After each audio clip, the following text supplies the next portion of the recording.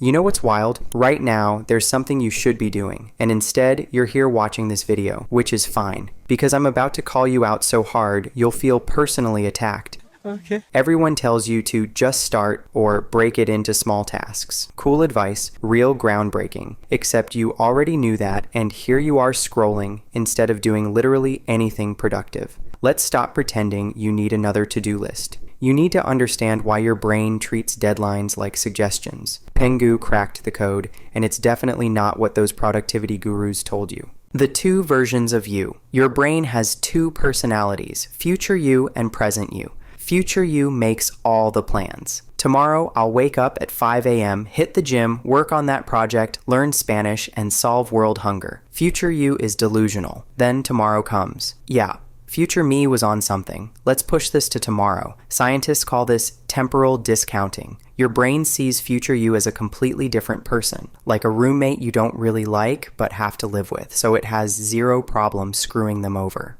Why starting feels impossible.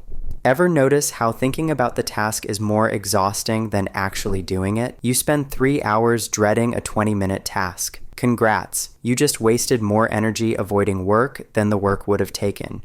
Your brain has something called effort prediction error. Basically, it's really bad at guessing how hard something will be. It always assumes the worst. Task: write 1 email. Your brain: 1 email? Do you know how many words that is? What if we say the wrong thing? This is impossible. Then you actually do it.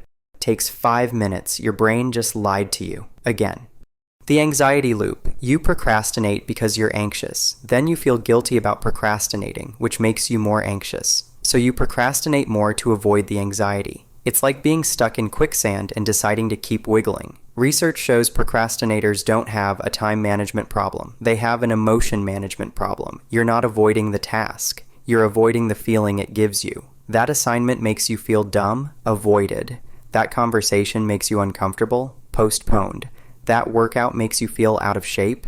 Suddenly, you're very busy doing absolutely nothing. The moment you stop avoiding the feeling and just accept, yeah, this is gonna suck for a bit, it becomes way easier to start.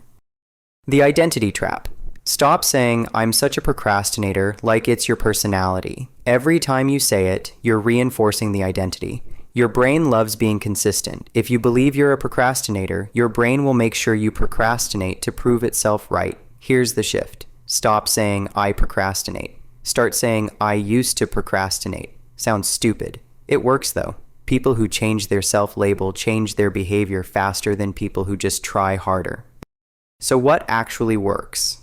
The 2-minute trick. Tell yourself you'll work for just 2 minutes, not to finish, just to start. Your brain can't argue with 2 minutes. Here's the secret. Starting is the hardest part. Once you're moving, you usually keep going, like pushing a car. Getting it moving is brutal, but once it's rolling, it's easy. The procrastination tax. Every time you delay something, it costs you mental energy. That task is living in your brain rent-free, making you feel guilty. Do the math. If I do this now, it takes 30 minutes. If I keep avoiding it, I'll think about it for 3 days straight, and it'll still take 30 minutes. Suddenly, doing it now seems like the lazy option. Make it uncomfortable to procrastinate. Your brain procrastinates because it's more comfortable than starting. Flip that. Tell someone your deadline. Now there's social pressure. Put money on it. Bet a friend $50 you'll finish by Friday. Watch how fast you find motivation when cash is involved. Delete social media during work hours. Leave your phone in another room. Make it so hard to procrastinate that doing the work becomes easier. Here's the truth. You're not going to feel like doing it, ever. Waiting to feel motivated is like waiting for the perfect time to start a business. There is no perfect time. There's just now and later never comes. Successful people aren't more motivated. They just got better at doing things they don't feel like doing. That's the only difference. You think Pengu feels like doing this at 3 a.m.? Absolutely not. But waiting for motivation is a luxury nobody has.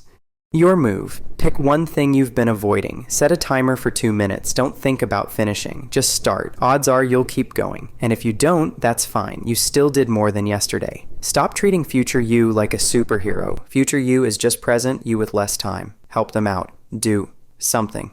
Now. Subscribe for more reality checks. Pengu has more advice coming. Now seriously, go do that thing. Right now. I see you reaching for another video.